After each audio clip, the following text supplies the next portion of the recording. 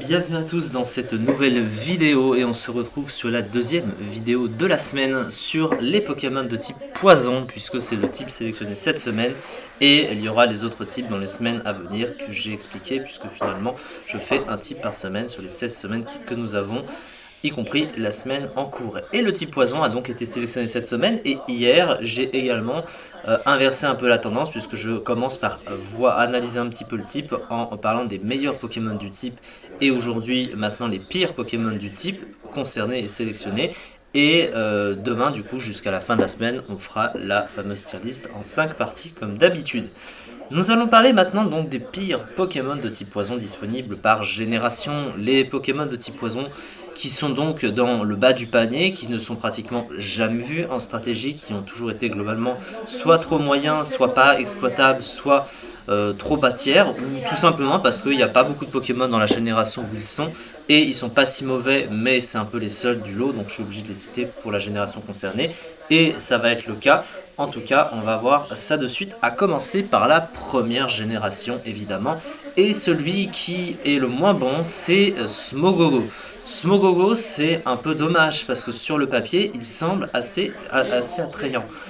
Il a des statistiques qui sont pas si terribles que ça. Il a une bonne défense de 120, mais derrière des stats offensives trop moyennes.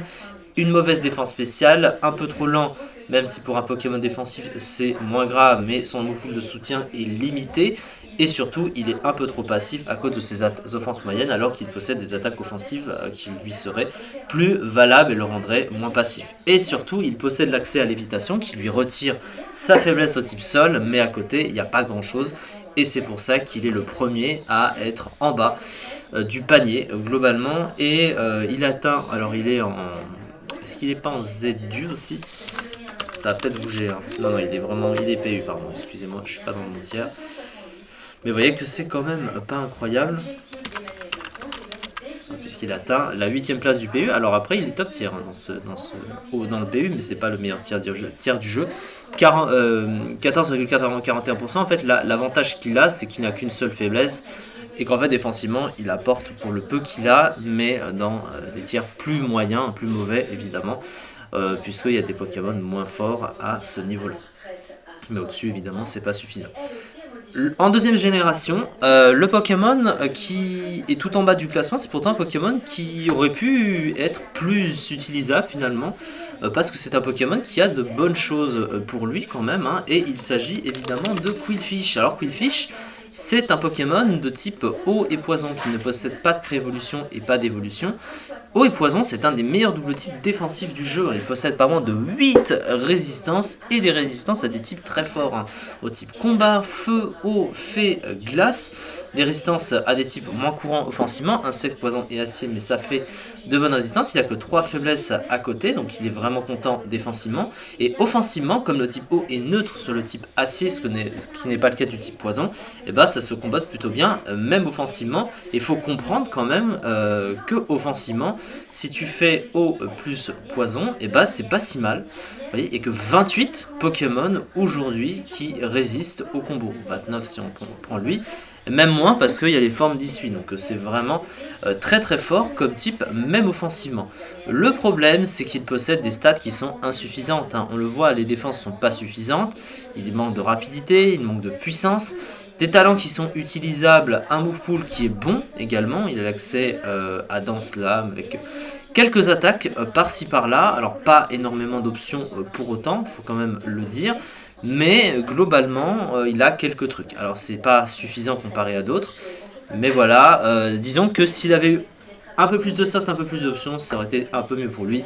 Malheureusement, c'est pas bon pour ce cher Qwilfish. Et c'est pour ça qu'il n'est pas incroyable. Et pourtant, il est top tier du ZU. Hein, 4ème de ce tiers, 21,81%. Donc en ZU, le pire tiers stratégique du jeu, évidemment, mais il est top tier dans ce tiers. Donc au moins, c'est déjà ça.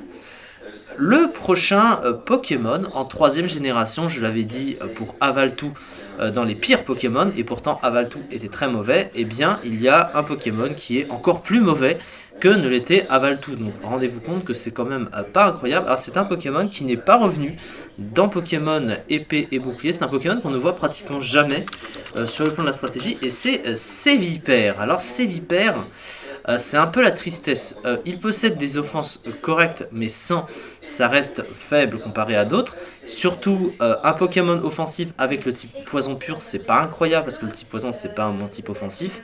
Et surtout, il a des défenses de merde et il est très lent. Donc c'est pas vraiment bon.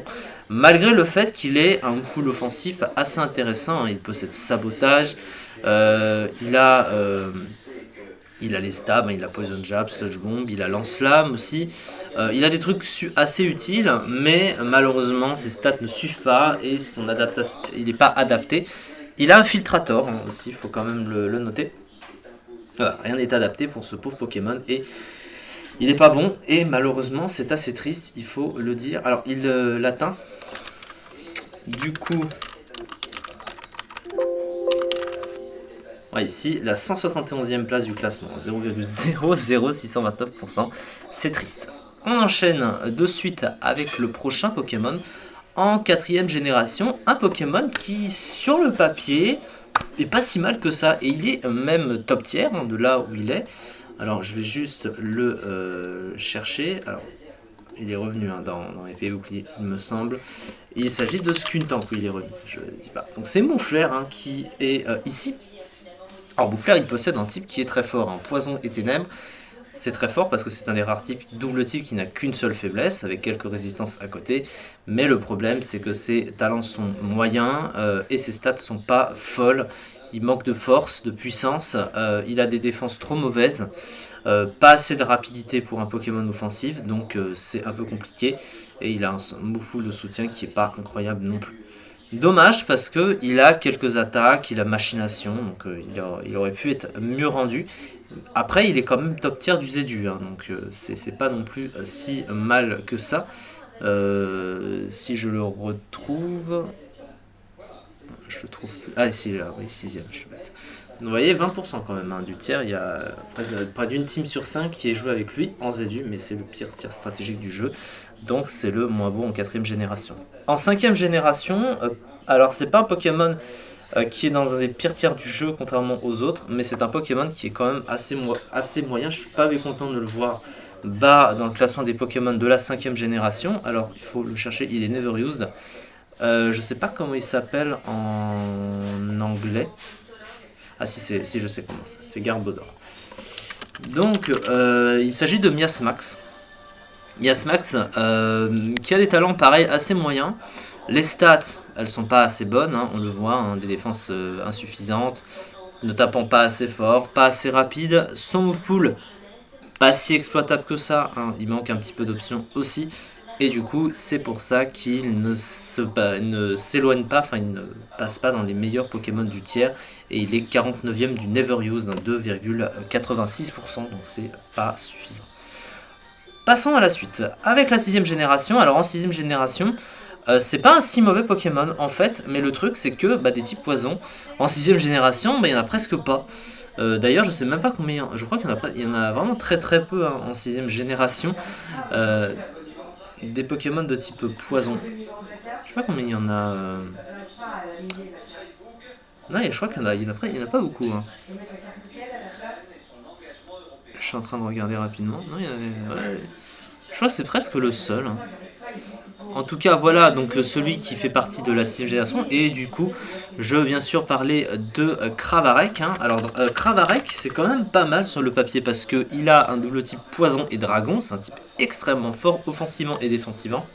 Mais il est très lent et il tape pas assez fort, malgré l'accès à adaptabilité, hein, un des meilleurs talents du jeu évidemment, mais il manque de puissance et de rapidité, donc c'est cruellement dommage parce que du coup ça le nerf un petit peu, parce que son pool est quand même offensivement assez correct.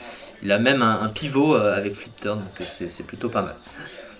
Donc du coup, ce Pokémon, bon pour la 6ème génération, il n'y avait pas des masses, bah il est Neveruse aussi, sauf que lui, il est 14e, donc il est mieux classé que, bien mieux classé que Miasmax, hein, cela va sans dire. 14,37%, donc ça c'est mieux que Miasmax, mais c'est du Neveruse, donc c'est pas non plus incroyable. Ensuite, en 7ème génération, c'est une forme d'un Pokémon. Voilà, quand je dis une forme d'un Pokémon, je veux parler de Sylvalier, parce que vous savez que Sylvalier, comme Arceus, peut changer de type en fonction de l'arôme qu'il tient. Et Sylvalier Poison, c'est le pire Pokémon de type Poison de la 7ème génération. C'est triste, parce que Sylvalier, quand on entend parler de lui, bah, c'est pas non plus un mauvais Pokémon. Hein. De base, il n'a jamais été très bien classé. Vous voyez que la plupart de ses formes sont toutes ZU, PU ou quoi. Parce que ses stats sont toutes très moyennes, elles sont toutes en dessous des 100 de base, mais quand même, le bulk est, bon, du coup, est assez équilibré, se rapprochant des stats des fabuleux quand même, hein, mais il tape pas assez fort et il manque un petit peu de rapidité.